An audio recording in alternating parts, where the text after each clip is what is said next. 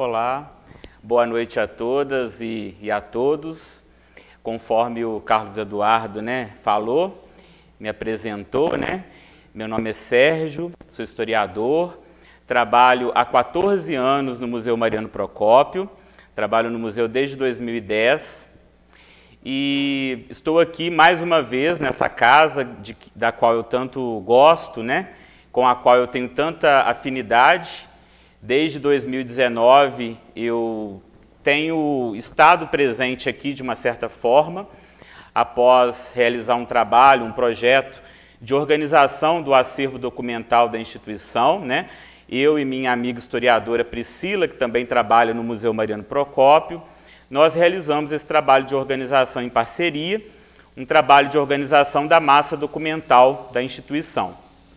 Então, ano passado também estive aqui falando sobre a montagem da exposição Rememorar o Brasil, no Museu Mariano Procópio, que é uma exposição celebrativa dos 200 anos de independência do Brasil, inaugurada em 2022. E hoje estou aqui a convite da diretora do Museu Mariano Procópio e também sócia do Instituto São Tomás de Aquino, Maria Lúcia, para falar de um trabalho especial que nós acabamos de desenvolver na instituição, que foi a produção de um vídeo relativo à Vila Ferreira Lage. Um vídeo bastante importante do ponto de vista da divulgação da instituição para os públicos, num momento muito especial que a instituição está vivendo, que é o momento de reabertura plena para os públicos, depois de um longo processo, de um longo fechamento parcial para obras de restauração. Então o título da palestra é Vila Ferreira Lage, um registro audiovisual. Vou falar um pouquinho dessa experiência de produzir esse vídeo, mas antes disso eu gostaria de falar um pouco da minha trajetória no Museu Mariano Procópio, desde o momento em que eu comecei a trabalhar lá. O título é Vila Ferreira Lage, um registro audiovisual. Eu comecei, como eu disse, eu comecei a trabalhar no museu em 2010, depois, 2 anos após o museu ser fechado para obras. E esse início da minha experiência no museu se deu no contexto de uma exposição extramuros, organizada pelo Douglas Fazolato, então diretor da instituição na época. Eu comecei a trabalhar nesse contexto como um dos agentes responsáveis pelas atividades educativas dessa exposição, a exposição Doce França, recortes da vida privada na coleção do Museu Mariano Procópio, realizada no MAM, Museu de Arte Murilo Mendes, vinculado ao FJF. Em 2011, eu dei início efetivamente ao trabalho com acervo na instituição. Comecei a trabalhar com acervo bibliográfico e arquivístico da instituição. É o momento em que eu comecei a tomar pé do acervo do museu, das áreas de reserva técnica, fazendo levantamento de livros, de documentos e de periódicos também. Em 2016, nós tivemos a primeira experiência do processo de reabertura do museu. Embora muitas pessoas falem que o museu esteve fechado durante muito tempo, a gente sabe que o museu nunca esteve totalmente fechado. Nós sempre desenvolvemos atividades não só internas com o acervo, com o processamento técnico do acervo, mas também nós, na medida do possível, sempre procuramos estabelecer uma comunicação com o público, com os diferentes públicos, seja através das escolas, levando exposições temporárias e itinerantes às escolas. Nós realizávamos palestras, encontro de educadores, formação de professores, visitas técnicas na área de reserva. E nesse momento que eu começo a trabalhar na biblioteca e no arquivo histórico, esse trabalho ele se torna um trabalho que faz parte da minha rotina enquanto historiador do museu.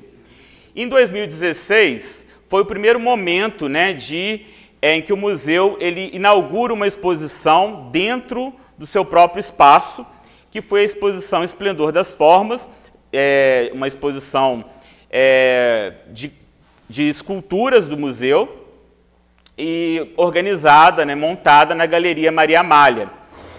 Essa exposição ela ficou em cartaz de 2016 até 2020, com o início da pandemia, né, de 16 a 20, nós tivemos essa exposição em cartaz, e o único espaço que nós tínhamos disponível para a realização de atividades no museu era o parque e a Galeria Maria Amália.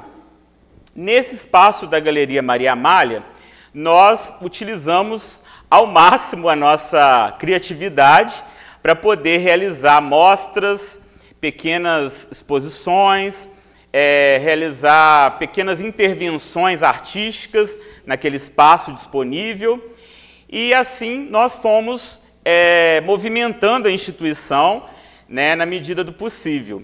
E aqui eu listei, entre 2017 e 2020, diversas mostras que nós realizamos no espaço da galeria, como por exemplo a mostra Entre a Forma e o Traço, uma mostra sobre o abolicionismo no traço das caricaturas do Ângelo Agostini, uma exposição de ex libris, né, aqui da Biblioteca do Museu Mariano Procópio. Em 2018, organizamos uma exposição chamada Arte do Tempo, o relógio na decoração de interiores, que tinha como objetivo explorar diferentes tipos de relógios e seu uso, né, na decoração das casas, né, das residências do século XIX. E a exposição Símbolos da Nação, projetos de bandeira em disputa na proclamação da República. Em 2019, tivemos uma outra exposição, uma outra mostra, as diferentes facetas de Maria Amália, que contou um pouco sobre a história da esposa do Mariano Procópio Ferreira Lage, um pouco da trajetória dela enquanto mulher viúva no século XIX. E, por fim, em 2019, a exposição Retalhos do Passado, histórias desencobertas pelo restauro da vila. Essa última mostra, eu falo última mostra porque logo em 2020 a gente tem o fechamento do museu por conta da pandemia de Covid-19. Essa mostra ela foi muito importante, essa mostra Retalhos do Passado, porque foi o momento em que a gente começou a explorar a vila com o público. A gente começou a realizar diversas visitas mediadas com grupos previamente agendados no espaço da Vila Ferreira Lage, explorando a história daquela edificação, o contexto de construção dela, seus usos sociais por uma família da elite do século XIX e, finalmente, a sua história enquanto um museu-casa, né, pelo Alfredo Ferreira Lage. E essa exposição ela vem a complementar essas visitas mediadas que a gente começou a realizar na vila em 2019 e início de 2020. Vem a pandemia e aí nós entramos num processo difícil, né? Nós precisávamos lançar mão de estratégias para manter o museu vivo no imaginário social da cidade. E aí nós tivemos que nos familiarizarmos, né, com os recursos digitais, produção de vídeo, produção de lives. Até então, a gente quase não ouvia falar de live, né? As lives começaram a se popularizar nesse período da pandemia e nós lançamos mão desse recurso de uma maneira bem ostensiva para poder manter esse vínculo com o público. Utilizamos também, como o museu não tem um site próprio, nós ficávamos muito dependentes, né, do site da prefeitura. Então, fazíamos releases, né, em parceria com a Secretaria de Comunicação da época, realizamos concurso de poesias a partir de parcerias com outras instituições, implementamos o projeto A Peça da Semana, em que toda semana nós exibíamos na internet, nas redes sociais, uma peça do acervo com o objetivo de explorar a história daquela peça, quem doou, qual foi a trajetória percorrida por aquela peça, a procedência dela, enfim. E atividades que, obviamente, exigiam de todos nós pesquisa, né? Uma pesquisa diária. E publicações em revistas de divulgação. E depois de muitos experimentos que a gente foi realizando, a gente finalmente consegue, em 2021, criar um canal próprio para o Museu Mariano Procópio no YouTube. E aí foi um momento muito importante, porque nós passamos a ter maior autonomia para poder gerenciar e divulgar os materiais educativos e culturais que nós estávamos produzindo. E aí nós estabelecemos um canal mais direto e mais efetivo com públicos diversos, né? Direcionando os públicos para os nossos espaços virtuais de divulgação. Em 2022, entre 2022 e 2023, cessando o período crítico da pandemia, nós tivemos, com a nova administração municipal, uma demanda, né, de reabertura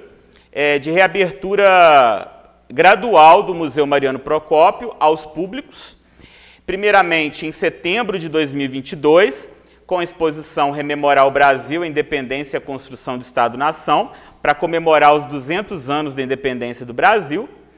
Em março de 2023, em março do ano passado, a exposição Fios de Memória, a formação das coleções do Museu Mariano Procópio, e finalmente, em 31 de maio de 2023, no contexto do aniversário de Juiz de Fora, nós inauguramos a Vila Ferreira Lage.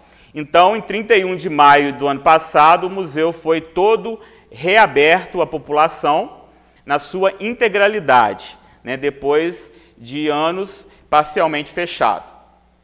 Lembrando que esse trabalho de reabertura do museu, ele foi feito em 10 meses, porque a demanda que nos chegou através, né, a prefeitura, né, encaminhou essa demanda para a direção, e a partir da reunião que nós tivemos, né, com a direção, com a assessoria de museologia e tudo mais, nós ficamos sabendo em junho de 2022 que o museu tinha que ter uma exposição pronta para 7 de setembro de 2022.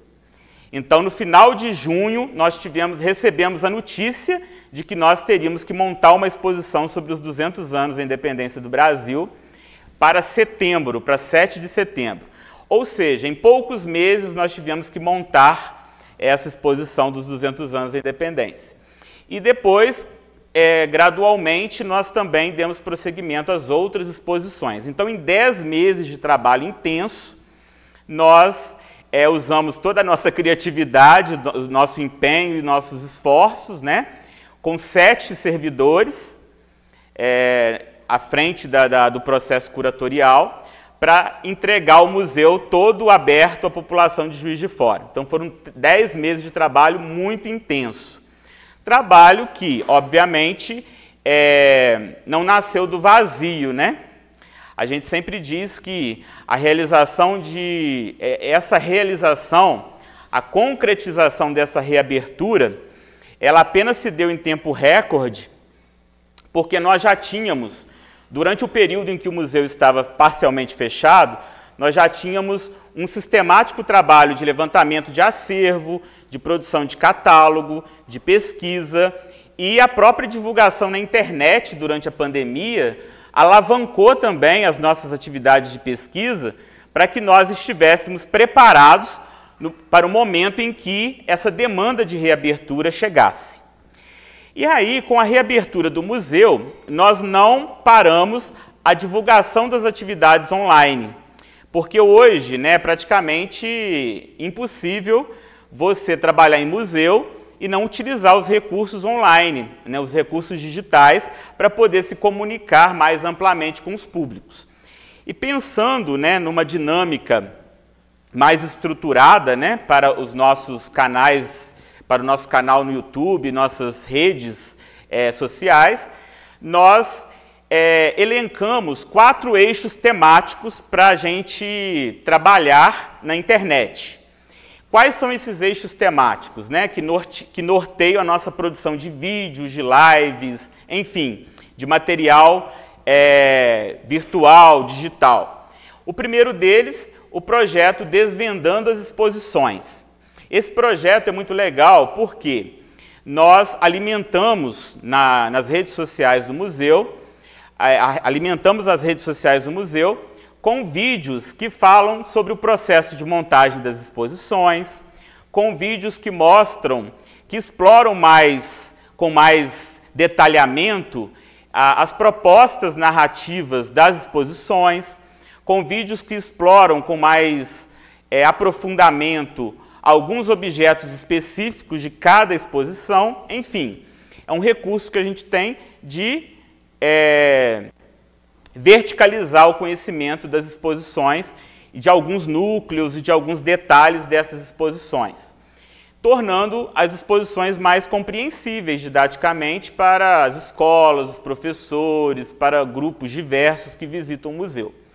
O segundo projeto é o projeto Por Dentro do Museu, em que a gente elabora vídeos periodicamente para falar dos trabalhos realizados nos bastidores das reservas técnicas, com o objetivo de mostrar o seguinte, que qualquer atividade realizada no museu, seja uma exposição, seja uma live, uma palestra, qualquer ação que se desenvolva dentro de um museu, a gente precisa que o trabalho feito nas reservas técnicas, ele seja um trabalho estruturado, é um trabalho que não seja interrompido, é um trabalho permanente, um trabalho de formiguinha, que a gente está sempre realizando para fomentar todas as outras atividades museais.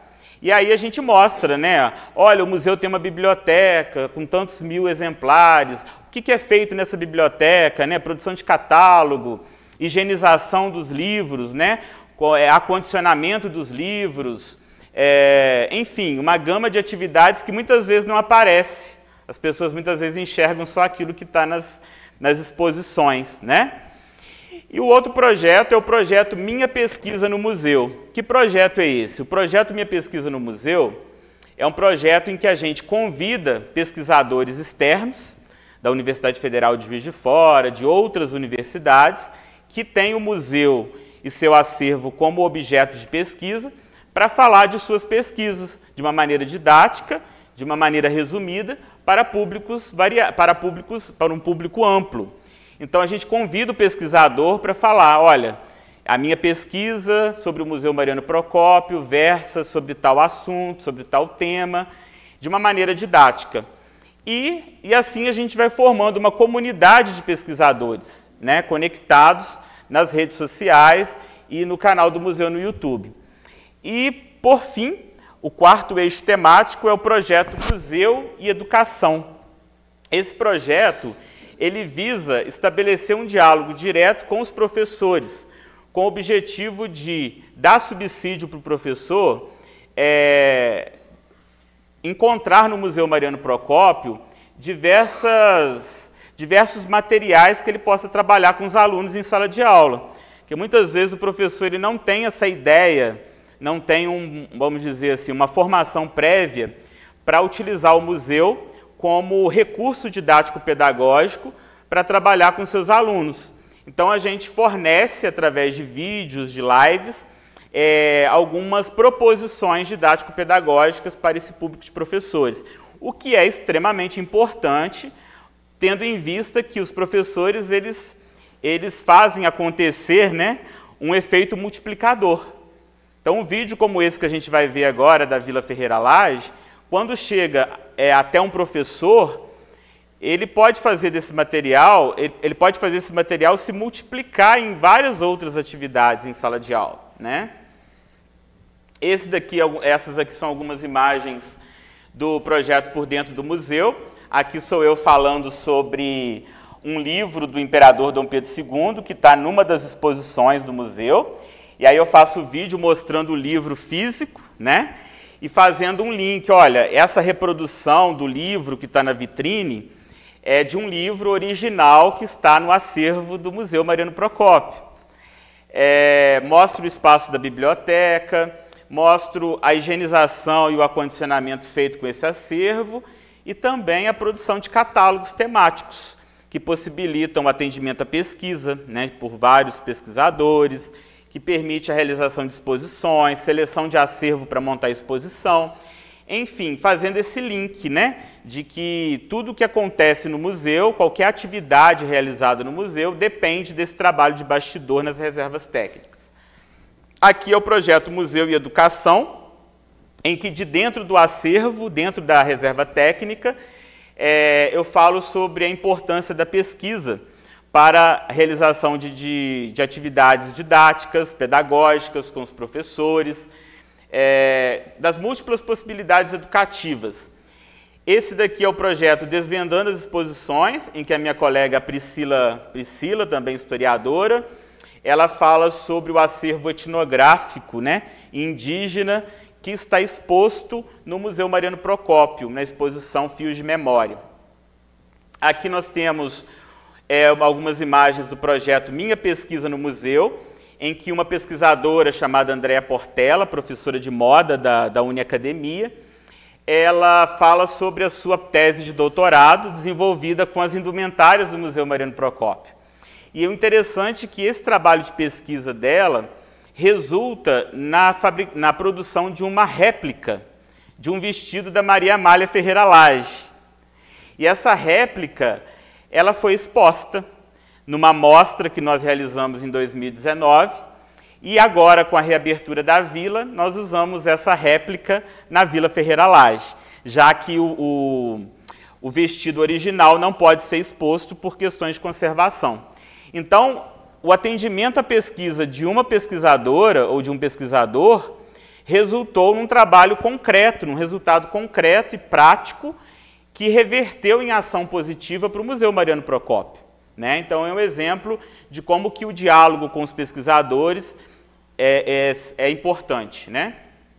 E aqui um outro pesquisador também, que foi convidado a falar sobre sua pesquisa de mestrado, sobre a sala de música da Vila, é o Rodrigo Spinelli, em que ele falou sobre as casas de sarau, salas os saraus, né, realizados nas casas das famílias oitocentistas, e sobre o papel do piano nessas casas de elite do século XIX e como que essas casas eram projetadas, essas salas de música eram projetadas para que o som se propagasse naquele espaço, naquela residência, uma vez que a propagação era uma propagação mecânica, não havia dispositivos eletrônicos para que esse som ele se reverberasse, né, nos espaços residenciais.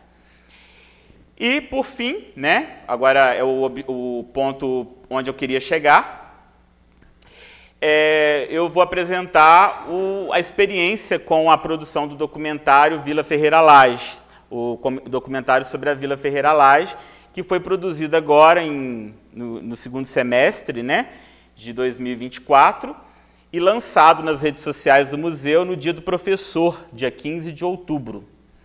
Então, foi uma experiência desenvolvida em parceria com a Secretaria de Comunicação da Prefeitura. A Secretaria de Comunicação disponibilizou duas estagiárias de cinema da UFJF para poder fazer as gravações. E eu fiquei responsável pelo roteiro, pela redação do roteiro, pela idealização do documentário, organização, roteiro, e também pela narrativa, né? Eu costumo brincar que em museu a gente precisa fazer de tudo um pouco, né? Desde higienizar peças até o trabalho intelectual, né? E aqui no caso até o trabalho de locutor a gente faz, né? Então, diante de um quadro funcional tão pequeno, né? A gente precisa ser múltiplo. A Graça está aí, não me deixa mentir, né, Graça? A Graça trabalhou anos no Museu Mariano Procópio e ela sabe muito bem como que esse trabalho exige da gente uma multiplicidade de habilidades múltiplas, né? E qual que é o objetivo desse documentário? Falar um pouco, né, dar condições para que professores e alunos e os públicos em geral eles tivessem uma noção prévia da Vila Ferreira Lage, porque a gente percebeu que as pessoas chegavam meio perdidas, né? Não sabiam diferenciar o que era a vila e o que era o prédio Mariano Procópio, o prédio anexo. Isso incomodava um pouco, porque são duas partes do museu com características muito específicas, né? A vila é um museu-casa, é uma residência do século XIX, que foi musealizada, e o prédio anexo, Mariano Procópio, é um espaço que foi construído para ser um museu, para atender às necessidades de uma instituição museológica. Então a gente queria deixar isso claro para o público. O outro objetivo era mitigar um pouco da questão da acessibilidade. Nós temos sérios problemas de acessibilidade, não é só o Museu Mariano Procópio, mas muitas instituições museológicas pelo Brasil afora têm sérios problemas com acessibilidade por conta de escadas, né, que dificultam o acesso de pessoas com problemas de locomoção, né? Então, o objetivo também era levar um pouco da Vila Ferreira Lage para essas pessoas que não podem acessá-la fisicamente. É uma medida paliativa, né, só para mitigar um pouco a dificuldade de garantir o acesso à informação. E, como eu disse, né, o objetivo também de introduzir na prática o conceito de museu-casa, diferenciar a vila em relação ao prédio anexo, como eu disse, suscitar algumas reflexões sobre os usos sociais de uma residência de uma família da elite do século XIX, ou seja, como que a arquitetura ela nos possibilita enxergar os hábitos e os costumes de uma família da elite do século XIX, né? Chamar atenção para isso. E o outro objetivo é chamar atenção para uma casa dinâmica, para uma casa que não está congelada no passado, mas uma casa que possui camadas do tempo superpostas, sobrepostas nas suas paredes, no seu chão, no seu teto, e que foi se metamorfoseando ao longo do tempo por conta de intervenções realizadas no passado. Isso tudo para mostrar as mudanças e permanências dessa residência, né? Que mudanças ela sofreu, que intervenções ela sofreu, o que estava oculto e que veio à tona no processo de restauração. Isso chama muita atenção das pessoas, né?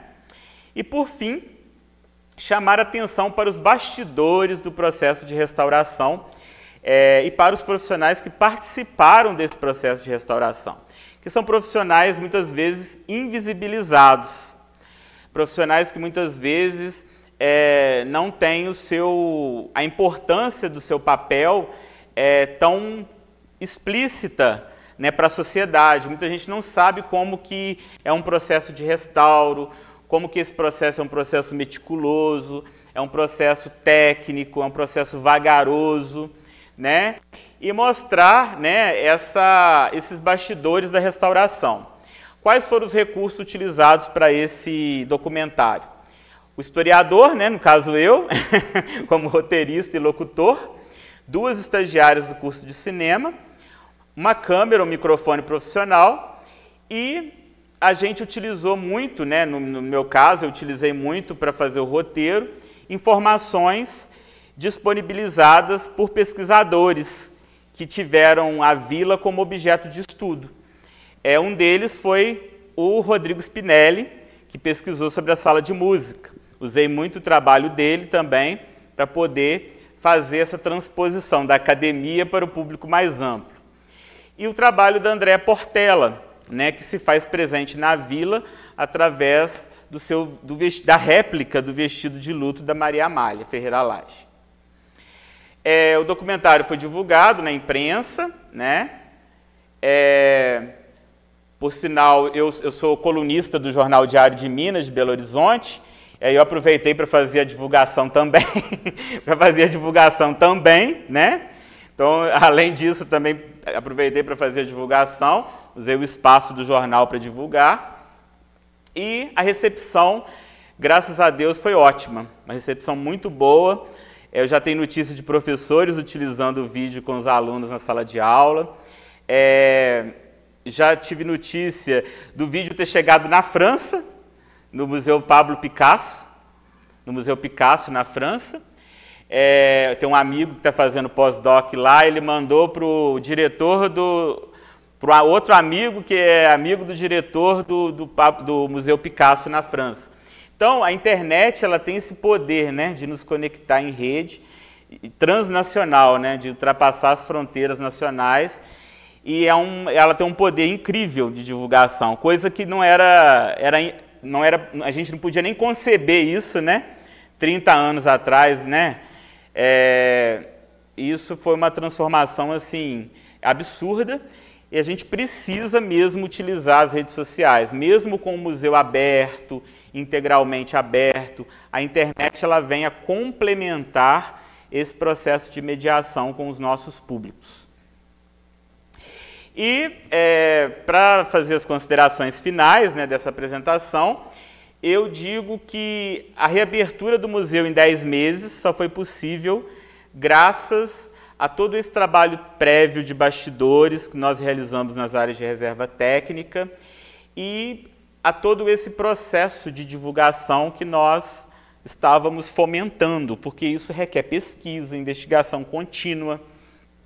E essa experiência prévia de divulgação, de produção de conteúdos digitais, essa divulgação ela tem efeitos multiplicadores, porque a gente acaba mobilizando ou acionando o interesse de outros pesquisadores pelo Museu Mariano Procópio. Eu tenho vários casos aqui de pessoas de outros estados que procuraram o museu para realizar pesquisas, porque não sabiam que o museu possuía objetos que eram de interesse das suas pesquisas.